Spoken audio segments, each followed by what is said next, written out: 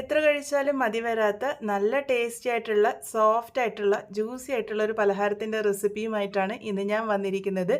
എല്ലാവരുടെയും വീട്ടിൽ സാധാരണഗതിയിൽ കാണുന്ന കുറച്ച് ചേരുവകൾ മാത്രമേ നമുക്കിത് ഉണ്ടാക്കാനായിട്ട് ആവശ്യമായിട്ടുള്ളൂ. അപ്പോൾ ഇതെങ്ങനെയാണ് ഉണ്ടാക്കുന്നത് നമുക്കൊന്ന് നോക്കിയിട്ട് വരാം. അതിനായിട്ട് ആദ്യം തന്നെ ഞാനിവിടെ ഒരല്പം വലിയ പാൻ എടുത്തിട്ടുണ്ട്. അതിലേക്ക് 4 കപ്പ് അളവ് പാലാണ് ഒഴിച്ചു കൊടുത്തിരിക്കുന്നത്.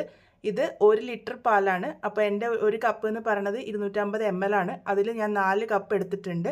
അത് ഞാനിവിടെ ഒഴിച്ചു കൊടുത്തിട്ടുണ്ട്. അതിനുശേഷം ഇതൊന്ന് ചൂടാക്കാൻ വേണ്ടി വെക്കാം. പാല് ഒന്ന് തിളച്ച് വരണം, അതുവരെ ആദ്യം ഒന്ന് വെയിറ്റ് ചെയ്യാം. ഇടയ്ക്ക് മാത്രം ഇതുപോലെ ഒന്ന് ഇളക്കി കൊടുത്താൽ മതി. അങ്ങനെ തുടരെ ഇളക്കി കൊടുത്തുകൊണ്ടിരിക്കേണ്ട ആവശ്യമൊന്നുമില്ല. ഞാനിവിടെ മീഡിയം ടു ഹൈ ഫ്ലെയിമിൽ വെച്ചിട്ടാണ് പാല് തിളപ്പിക്കാൻ വേണ്ടി വെച്ചത്. ഇപ്പോൾ ദാ പാല് നന്നായിട്ട് തിളച്ച് വന്നിട്ടുണ്ട്. ഇനി ഇതൊരു 20 മുതൽ 25 മിനിറ്റ് നേരത്തേക്ക് നല്ല പോലെ ചൂടാക്കി എടുക്കണം. നമ്മളുടെ പാല് നല്ല പോലെ കുറുകി കിട്ടണം. ഇടയ്ക്കിടയ്ക്ക് മാത്രം ഇളക്കി കൊടുത്താൽ മതി. അതുപോലെ തന്നെ സൈഡിൽ നിന്നൊക്കെ നന്നായിട്ട് ഇളക്കി എടുക്കാൻ വേണ്ടി ശ്രദ്ധിക്കുക. പാലൊന്ന് ചെറുതായി കുറുകി വന്നപ്പോൾ ഞാൻ ഇതിലേക്ക് 3 ടേബിൾ സ്പൂൺ അളവിൽ പഞ്ചസാരയാണ് ചേർത്ത് കൊടുത്തിരിക്കുന്നത്.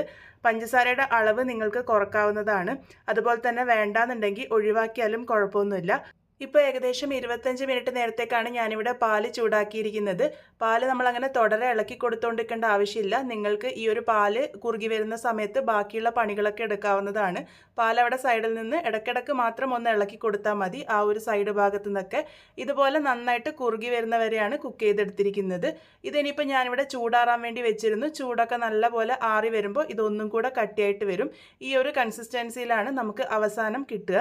ഇപ്പോൾ ഇതിൻ്റെ ചൂടൊക്കെ നല്ല പോലെ തന്നെ ആറി വന്നിട്ടുണ്ട്.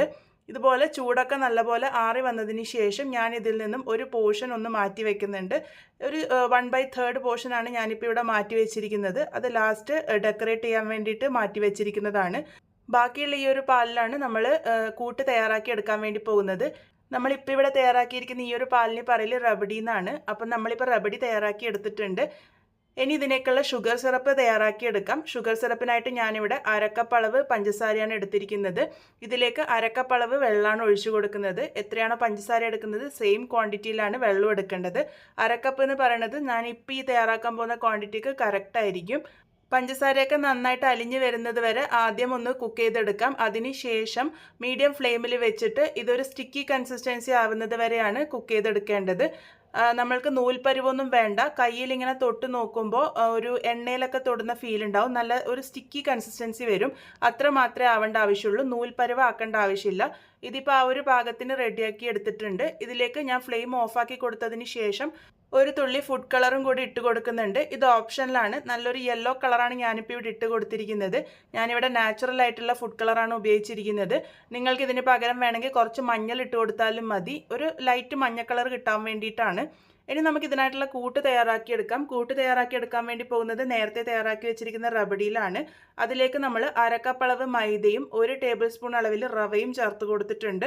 റവ ഞാനിവിടെ വറക്കാത്ത റവയാണ് ഉപയോഗിച്ചിരിക്കുന്നത്. അതുപോലെ 1/2 ടീസ്പൂൺ അളവിൽ ഏലക്ക പൊടി കൂടെ ചേർത്ത് കൊടുക്കാം. റവ നല്ല ഫൈൻ ആയിട്ടുള്ള റവയാണ് ഞാനിവിടെ ഉപയോഗിച്ചിരിക്കുന്നത്. അഥവാ നിങ്ങളുടെ കയ്യിലുള്ള റവ ഒരല്പം തിക്കായിട്ടുള്ളതാണെങ്കിൽ ആ റവയും മൈദയും ഒന്ന് മിക്സിയിലിട്ട് കറക്കിയെടുത്തതിന് ശേഷം മാത്രം ഇട്ട് കൊടുത്താൽ മതി. അപ്പോൾ ഇപ്പോൾ നമ്മൾ ആ ഒരു റബഡിയിൽ നല്ലപോലെ മിക്സ് ചെയ്തെടുത്തിട്ടുണ്ട്. ഇത് നല്ല കട്ടിയായിട്ടാണ് ഇരിക്കുന്നത്. ഇനി ഇതിൻ്റെ കൺസിസ്റ്റൻസി റെഡിയാക്കാൻ വേണ്ടിയിട്ട് ഞാനിവിടെ പാലാണ് ഒഴിച്ചു കൊടുത്തിരിക്കുന്നത്. 1/2 കപ്പ് അളവ് പാലെടുത്തിട്ടുണ്ട്. പക്ഷേ കുറച്ചായിട്ട് വേണം നമ്മൾ ചേർത്ത് കൊടുക്കാൻ വേണ്ടിയിട്ട്.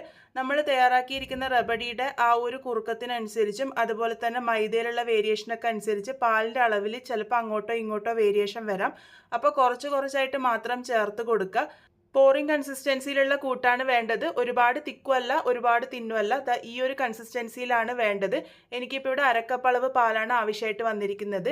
ഇതുപോലെ കൂട്ട് തയ്യാറാക്കിയെടുത്തതിന് ശേഷം ഇനി ഇത് ഡീപ് ഫ്രൈ ചെയ്തെടുക്കാനാണ് പോകുന്നത്.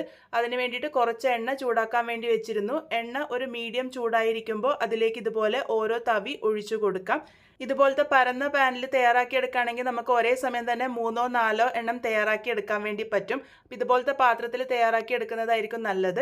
അപ്പോൾ ഇതാ ഞാനിപ്പോൾ ഇവിടെ 3 എണ്ണമാണ് ഒരേ സമയത്ത് തയ്യാറാക്കി എടുത്തിരിക്കുന്നത്. ഓരോ തവിയായിട്ട് ഒഴിച്ചു കൊടുക്കുക. അത് അതിൻ്റെതായിട്ട് തന്നെ സ്പ്രെഡായി വന്നോളും ചെറിയ രീതിക്ക്. ഇതാ ഇതുപോലെ ഒഴിച്ചു കൊടുക്കുക. ഒഴിച്ചു കൊടുത്തതിന് ശേഷം മീഡിയം ഫ്ലെയിമിൽ വെച്ചിട്ട് തന്നെയാണ് ഇത് കുക്ക് ചെയ്തെടുക്കേണ്ടത്. അതിൻ്റെ മുകളിലേക്ക് ഇതുപോലെ എണ്ണ ഒന്ന് തട്ടിക്കൊടുക്കുക. അപ്പോൾ നന്നായിട്ട് പൊങ്ങിയൊക്കെ വരും. എന്നിട്ട് ആ ഒരു ഭാഗം ഫ്രൈ ആവുന്നത് വരെ ഞാനിവിടെ ഒന്ന് കുക്ക് ചെയ്യാൻ വേണ്ടി വെച്ചിട്ടുണ്ട്. ഒരു ഭാഗം ഫ്രൈ ആയി വന്നതിന് ശേഷം നമുക്കിത് മറിച്ചിട്ട് കൊടുക്കാം. അങ്ങനെ തിരിച്ചും മറിച്ചൊക്കെ ഇട്ടിട്ട് എല്ലാ ഭാഗവും നല്ലൊരു ഗോൾഡൻ ബ്രൗൺ കളർ ആകുന്നത് വരെയാണ് ഇത് കുക്ക് ചെയ്തെടുക്കേണ്ടത്. ഇത് ആയി വരാൻ വേണ്ടിയിട്ട് ഒരുപാട് സമയമൊന്നും എടുക്കില്ല. ഈ ഒരു സ്വീറ്റിൻ്റെ ഇതിൽ ഏറ്റവും സമയം എടുക്കുന്നത് പാല് കുറുക്കിയെടുക്കാൻ വേണ്ടി മാത്രമാണ്. ബാക്കിയുള്ളതൊക്കെ ഈസി ആയിട്ടുള്ള പ്രിപ്പറേഷൻസ് ആണ്.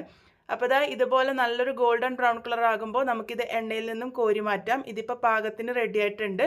എണ്ണയൊക്കെ നല്ലപോലെ കളഞ്ഞിട്ട് വേണം എടുക്കാൻ വേണ്ടിയിട്ട്. ഞാനിതുപോലെ ഒരു അരിപ്പയിൽ വെച്ച് കൊടുത്തിട്ട് നന്നായിട്ട് പ്രസ് ചെയ്ത് കൊടുക്കുന്നുണ്ട്. അപ്പോൾ അതിൽ നിന്നും എണ്ണയൊക്കെ നന്നായിട്ട് മാറിക്കിട്ടിക്കോളും. ഇത് ഒരുപാട് ക്രിസ്പി ആവുന്നത് വരെ ഡീപ്പ് ഫ്രൈ ചെയ്യരുത് കേട്ടോ. ഇതുപോലെ ഒരു ലൈറ്റ് ഗോൾഡൻ ബ്രൗൺ കളർ ആകുന്നത് വരെ മാത്രം ഫ്രൈ ചെയ്തെടുത്താൽ മതി. അതിനുശേഷം ഇത് ചൂടോട് കൂടിയിട്ട് തന്നെ നമ്മൾ തയ്യാറാക്കി വെച്ചിരിക്കുന്ന ഷുഗർ സിറപ്പിലേക്ക് ഇട്ട് കൊടുക്കുകയാണ് ചെയ്യുന്നത്. ഷുഗർ സിറപ്പ് ഈ ഒരു സമയത്ത് ചെറു ചൂടിലായിരിക്കാൻ വേണ്ടിയിട്ട് ശ്രദ്ധിക്കണം. അഥവാ നിങ്ങളുടെ ഷുഗർ സിറപ്പിൻ്റെ ചൂട് മാറിയിട്ടുണ്ടെങ്കിൽ അതൊന്ന് ചെറുതായിട്ട് ചൂടാക്കി എടുക്കാൻ വേണ്ടിയിട്ട് ശ്രദ്ധിക്കണം കേട്ടോ. എങ്കിൽ മാത്രമേ ആ ഒരു സിറപ്പ് ഉള്ളിലോളം കയറി പോവുള്ളൂ. അപ്പോൾ ഇതുപോലെ ഞാനൊന്ന് ഇട്ട് കൊടുത്തിട്ടുണ്ട്. ഒന്ന് തിരിച്ചും മറിച്ചൊക്കെ ഇട്ട് കൊടുക്കുക. അടുത്ത ഒരെണ്ണം ഫ്രൈ ആകുന്നത് വരെ മാത്രമാണ് ഞാനിപ്പോൾ ഇവിടെ ആ ഷുഗർ സിറപ്പിൽ സോക്ക് ചെയ്തെടുത്തിരിക്കുന്നത്. അപ്പോൾ വളരെ ടേസ്റ്റി ആയിട്ടുള്ള നമ്മുടെ പലഹാരം ഇവിടെ റെഡി ആയിട്ടുണ്ട്. നമ്മളിന്നിവിടെ തയ്യാറാക്കിയിരിക്കുന്നത് റബഡി മാൽപ്പോവയാണ്. സാധാരണ മാൽപ്പോവയിൽ നിന്നും വ്യത്യസ്തമായിട്ട് റബഡി ഉണ്ടാക്കി അതിലാണ് നമ്മൾ ഈ ഒരു മാൽപ്പോവ തയ്യാറാക്കി എടുത്തിരിക്കുന്നത്. എല്ലാവരും എന്തായാലും ട്രൈ ചെയ്ത് നോക്കൂ. നല്ല സോഫ്റ്റും ജ്യൂസിയും ആയിട്ടാണ് ഈ ഒരു മാൽപ്പോവ ഉണ്ടാകുക. ഇത് നമ്മൾ സെർവ് ചെയ്യാൻ നേരത്ത് നമ്മൾ നേരത്തെ ബാക്കി വെച്ചിരിക്കുന്ന ആ ഒരു റബഡി ഒന്ന് മുകളിൽ ഒഴിച്ചു കൊടുത്ത് സെർവ് ചെയ്യാവുന്നതാണ്. അപ്പോൾ ഇതുപോലെ ഞാൻ മുകളിലൊന്ന് ഒഴിച്ചു കൊടുക്കുന്നുണ്ട്. ഇതിൻ്റെ മുകളിലേക്കായിട്ട് കുറച്ച് നട്ട്സും കൂടെ ഇട്ട് കൊടുക്കാവുന്നതാണ്. ഈ ഒരു രീതിക്ക് സെർവ് ചെയ്യാം. അല്ലാന്നുണ്ടെങ്കിൽ നമ്മൾ സാധാരണ ഷുഗർ സിറപ്പിൽ കോട്ട് ചെയ്തിട്ടും സെർവ് ചെയ്യാവുന്നതാണ്. ഇത് നിങ്ങൾക്ക് ഷുഗർ സിറപ്പിൽ കോട്ട് ചെയ്തത് ഒരു 2-3 ദിവസമൊക്കെ ഫ്രിഡ്ജിൽ വെച്ച് സ്റ്റോർ ചെയ്യാനും പറ്റുന്നതാണ്.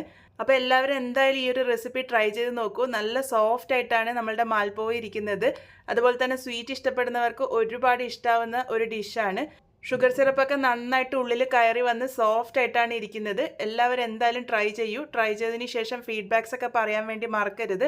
വീണ്ടും ഒരു നല്ല റെസിപ്പിയുമായി വളരെ പെട്ടെന്ന് തന്നെ കാണാം.